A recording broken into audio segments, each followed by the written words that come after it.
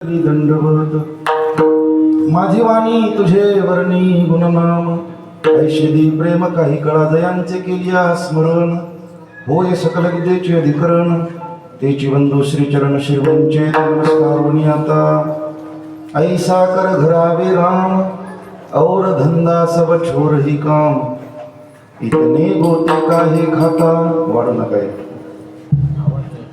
वाढू नका जब तू अपना भूलन होता. आज या ठिकाणी पावनभूमी जाऊर नगरी भगवंताच्या सानिध्यात साधू संतांच्या कृपा क्षेत्राखाली एका नैमित्तिक कार्यक्रमानिमित्त आपण सगळेजण एकत्र आहोत. कार्यक्रमाचं निमित्त, कार्यक्रमाचं औचित्य सगळ्यांना त्या ठिकाणी विदित आहे.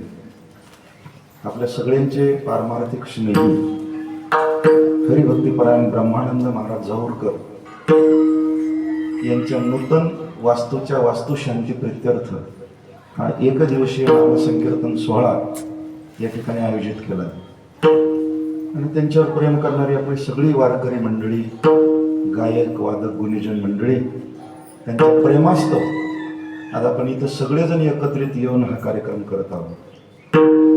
वास्तविक पाहता ब्रह्मानंद महाराजांचा कार्यक्रम नाहीच, आपल्या सगळ्यांचाच आहे. सगळे एका कुटुंबातलीच माणसं आहोत. या न्यायाने आज या वास्तुशांतीचं औचित्य साधून हा कीर्तन सोहळा आपण या ठिकाणी आयोजित केला. वारकरी जीवन असे आहे की आपल्याकडं आपला कोणताही सोहळा हा हरिकीर्तनाने साजरा होतो. किंबहुना जगद्गुरु तुकोबाराच्या भाषेतच सांगायचं तर सदा नामघोष करू हरिकथा एकडे हा वारकऱ्याचा निज धर्म आहे. आपल्याकडे बारसं असो, तेरसं असो, काही असो, तो उत्सव आपण कीर्तनाने साजरा करतो. असंच त्या ठिकाणी हा वास्तुशांतीचा कार्यक्रम आज आपण इथं साजरा करत आहोत. मानवी जीवनामध्ये आपण जीवन जगत असताना मनामध्ये एक प्रश्न असा आहे, प्रपंच करावा का परमार्थ करावा?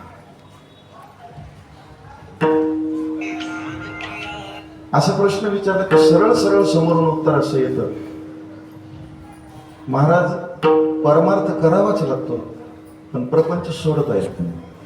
मग काय करावं? लोक म्हणतात हे बी करावं ते बी करावं. पण तुकोबार म्हणतात दोही पेवावर ठेवू जाता हात होय अपघात शरीराशी. दोन्ही गोष्टी जमतच नाहीत ना. दोन्हीपैकी एकच करावं लागेल, काहीतरी एकच करावं लागेल. माझ्यासमोर सगळी मंडळी तुम्ही बसलात, उभी असलेली सगळी टाळकरी गुणीजन. भगवंतानं सुंदर असं नरदेह आपल्याला दिला, दिले इंद्रिय हातपाय कान. आपल्याला एका ठिकाणाहून दुसऱ्या ठिकाणी जाण्याकरता 2 पाय दिले. आपण चालतो. मी जर तुम्हाला प्रश्न विचारला कसं चालता, अपेक्षित उत्तर तुमच्याकडून एकच आहे की 2 पायानं चालतो. याच्याकडे कोणतरी एखाद्यानं उठावून 2 पायानं चालून जातो. असं जर केला, आजचं नारळ द्याला, नारळच बरं नाही ना जमणार. कदाचित दुसरं एखादा उत्तर देईल एका पायानं चालू, कसं जमणार आहे ते? कसं चालायचं? एक टेकवावा लागतो, दुसरा उचलावा लागतो. इकडेही तसंच आहे. परमार्थ करायचा म्हणलं की प्रपंच थोडा बाजूला सरावा लागतो. पण प्रपंचात रममान झालं की परमार्थ होत नाही, हे तेवढंच खरं आहे. दोन्ही गोष्टी 2 तलवारी एका म्यानामध्ये बसणंच शक्य आहे. मग आमच्या वारकरी संप्रदायाने एक समन्वयाचा मधातला मार्ग काढला. प्रपंच सोडू नका, परमार्थ केल्याशिवाय राहू नका. किंबहुना प्रपंचच असा करा की वेगळा परमार्थ करण्याची गरजच पडू नये. परम आदरणीय प्रांत स्मरणीय पूज्यपाद दंडा महाराजांच्या भाषेत सांगायचं म्हणजे, महाराज म्हणले एका विधीच्या चाकोरीत केलेला हा प्रपंच हाच परमार्थ आहे आणि चुकीचा केलेला परमार्थ हाच प्रपंच आहे. प्रपंचच असा करा, वेगळा परमार्थ करण्याची गरजच पडू नये. हा वारकरी संप्रदायानं काढलेला एक मध्यम मार्ग. असं आपण जीवन जगायला लागलो. आपण प्रपंचच असा करतोय की वेगळा परमार्थ करायची गरजच पडू नये. थोडक्यात सांगायचं जर ठरलं तर जगद्गुरु तुकोबाराला विचारा हे कसं शक्य आहे, तर तुकोबारा म्हणतात आपण ज्या कर्तव्यामध्ये आहोत त्या कर्तव्याशी प्रामाणिक होणं हा परमार्थ. विष्णू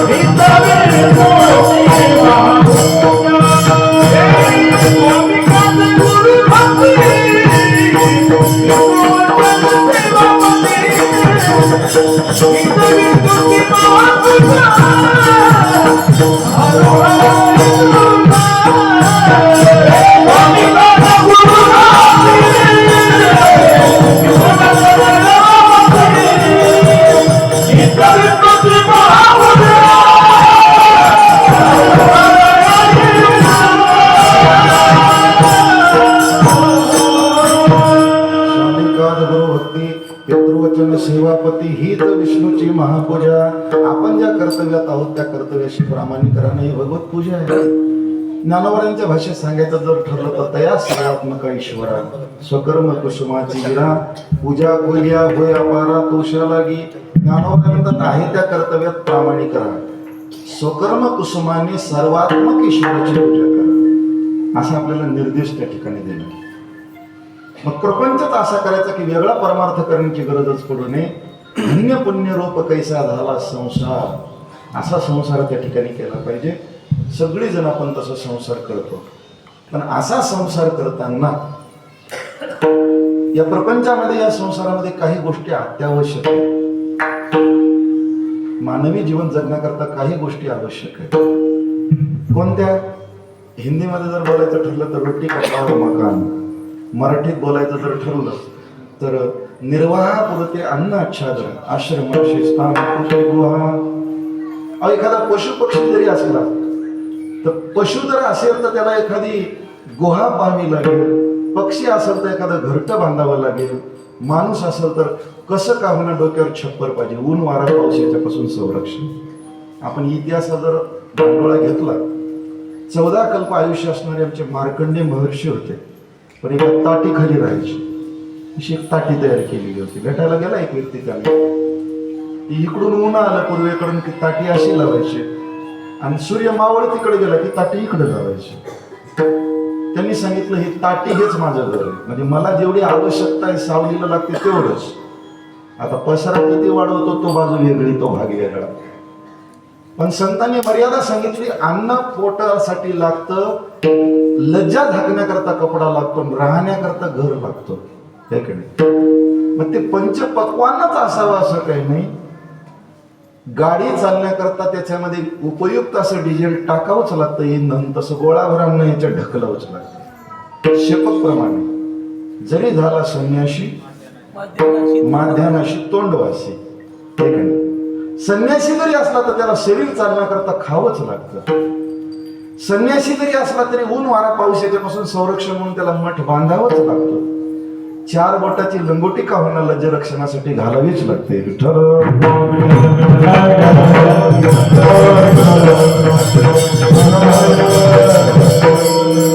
प्रपंचामध्ये या गोष्टी अत्यावश्यक आहेत.